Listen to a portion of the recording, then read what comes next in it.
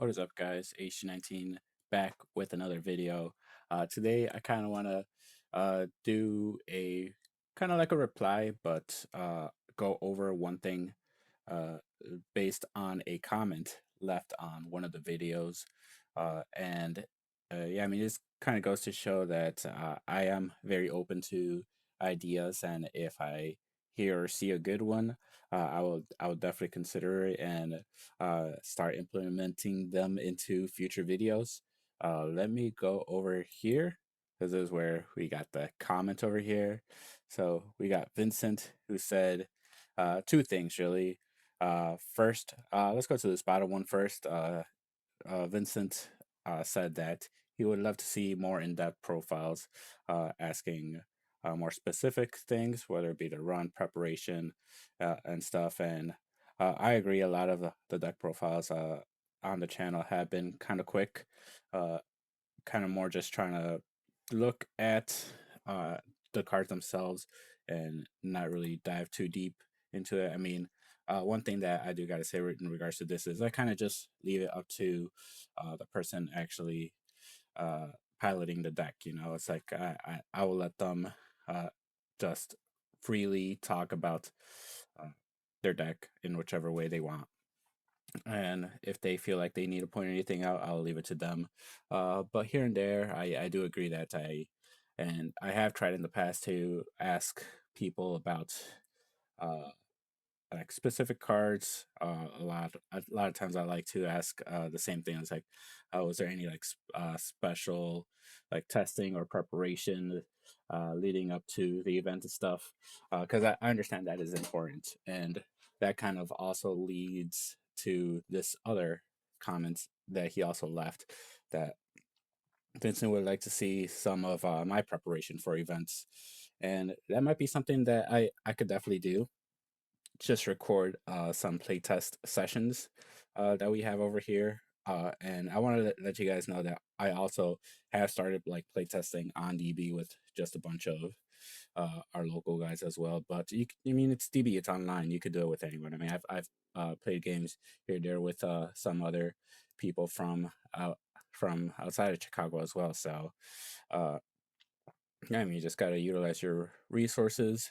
I know one thing that I could say about this as well is if you guys want to take advantage of a good opportunity to test and refine your skills, find a War League team. If you guys don't know what that is, uh, Beast Mode runs a server, and right there we have an Edison War League team, uh, a War League. And you join a team, and basically each week you play a match.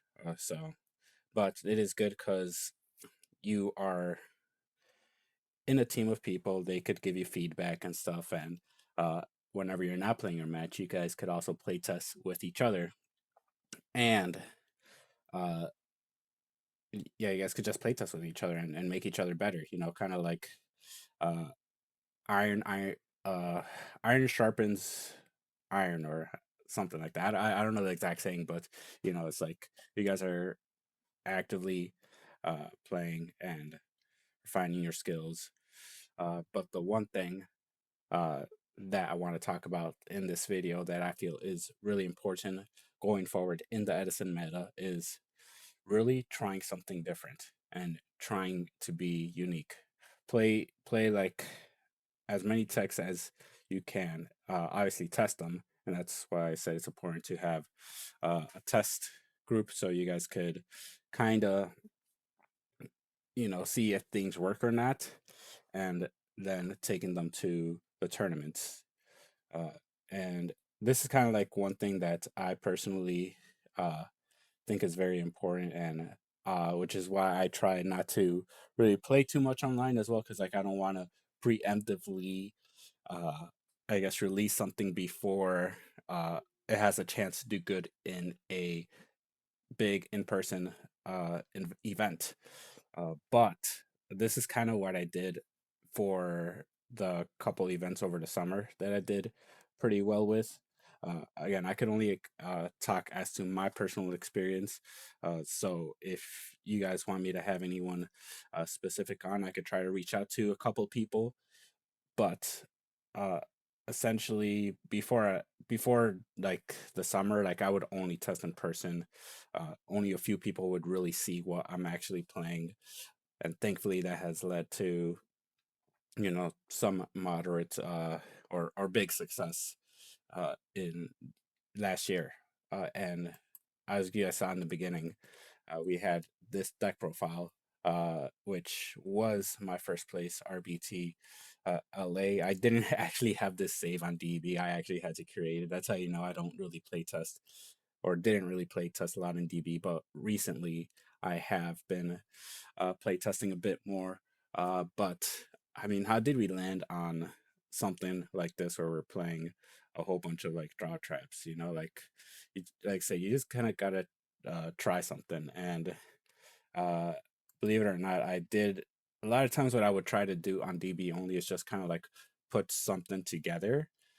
And like I said, you guys could try something crazy or something, but I have this deck that I found from I don't know when, but this is kind of like the roots of where all that stuff came from, right? So, we played a lot more than just three three of this and three of that. So a lot more than just a three jar, three legacy. We played three reckless, three upstart, or just playing everything we can, even this morphing jar over here. And we just started trying it. I just made it on DB to try to get the concept together, and then I put it together in paper and started playing it, and ended up changing a lot of things, cutting a lot of things, seeing what worked. Obviously, we have space over here for other things that we could potentially throw in there. So obviously, like I think the first things that started getting cut was like the recklesses, and we ended up putting like the well this definitely ended up getting put in there eventually, but Sirocco, this more traps eventually made it in here because we found out the Book of Moon wasn't very reliable, so we needed to like trade these out for like more like real traps. So like Mirror Force, oops, Mirror Force, Torrential, you know, just other traps, bottomless. And then when we realized we needed to play even more traps, we have to like kind of reduce the number of upstarts we play. So, it's just things like that. And then we eventually did cut like this. I forgot we even played it, the track at 1.2, so, and there goes room for dimensional prisons, right? And there we go.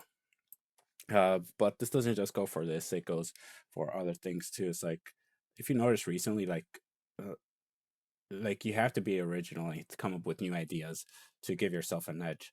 I mean, sometimes having a solid deck list and having really good technical play can make you there, get you there. But I think doing stuff like this is, uh, personally, you'll have a better chance. Just what I feel personally. I know like other people do have success with other things, like just solid gameplay, uh, like Matt Kalenda and Eric Shen, who are very solid value players. And speaking of value players, Gary, aka OG, just solid gameplay, and that's been good enough to get them a couple of first place finishes amongst all of them. Uh, but me, I like to, try to think outside the box, try to think of ideas to implement into decks. Like I know some people have been having a lot of success with traps on their deck, or if I pull like other first place lists, this right here, this is something uh, just completely different than what anyone else has done from what I have ever seen. It's like DD Crow's in the main. I haven't seen DD Crow in the mains in a while, and like even compulses in the main in a Blackwing deck. So uh, like sometimes you just have to do something completely different to give yourself the slight edge. And even if like theoretically it's not as good, the fact that it could be so it could just catch people so off guard, it literally is better than whatever else you would play usually. Like that surprise factor is really important, and like I said, it could make a difference uh, going into a big turn, especially in real life where you don't have the advantage of going back and looking at replays and stuff. I think checking out your deck is a good idea. Uh, I mean, in Black Wings, I know Swagger even does things like throwing trap stun in his deck, you know. So I know this is like one of the cards that has been having a lot of popularity in uh, various strategies, whether it be frog strategies, X Saber strategies. I don't even know what else that I could think of off the top of my head. I think GB strategies as well, but yeah, I think GBs is definitely one of them that could really take advantage of it. But I mean, Blackwings Swagger has proven to throw this into his deck and make sure his plays go in, or make sure he doesn't get that hard by Starlight Road. Even though, like, usually when you're Starlight Road, you're doing it in response to an Icarus, so it kind of, I feel like that's not the best example of that, but you know, you just gotta try whatever it takes. Anyway, we'll end it right here.